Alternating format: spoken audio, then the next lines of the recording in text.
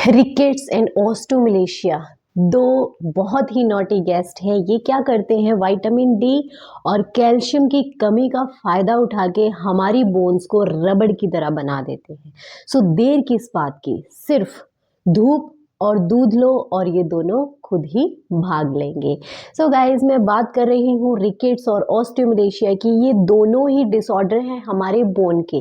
इसमें होता क्या है, हमारी जो बोन है उनमें मिनरलाइजेशन बहुत ही ज़्यादा कम हो जाती है, जिसकी वजह से जो हमारी बोन है वीक पड़ जाती है, फ्रेजाइल हो जाती है और उनके टूटने का डर रहता है। क्या क्या इसके कॉजेज़ हैं? सो सबसे पहला कॉज है विटामिन डी की डेफिशिएंसी।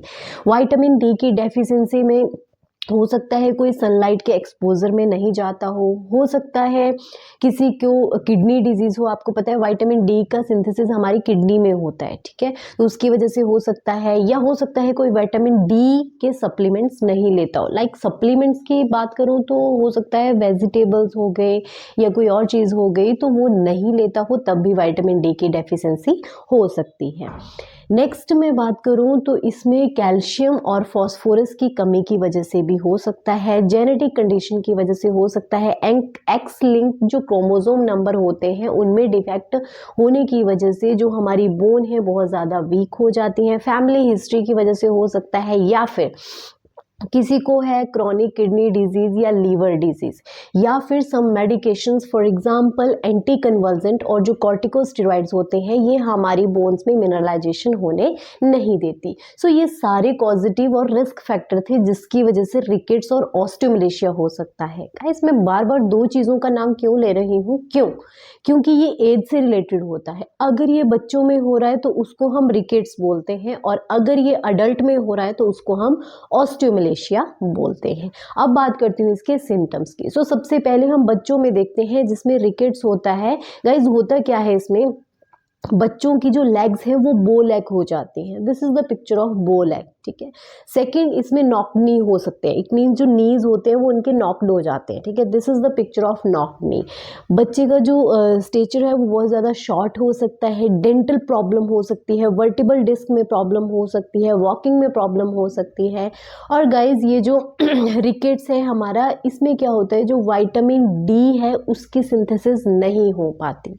नेक्स्ट मैं बात करती हूँ ऑस्टियोमैलेशिया की। सो गाइज, अडल्ट में बहुत ज़्यादा बोन पेन रहेगा, वॉकिंग में दिक्कत होगी, मेनली जो हिप्स होते हैं, रिब्स हैं, उनमें बहुत ज़्यादा फ्रेजिलिटी आ जाएगी। इट मीन्स वो बोन्स टूट सकती हैं, और क्या होगा, वो डेली लिविंग एक्टिविटीज़ नहीं कर पाएंगे। सो ये सारे सिम्टम्स आते हैं ऑस्टियोमैलेशिया और रिकेट्स में।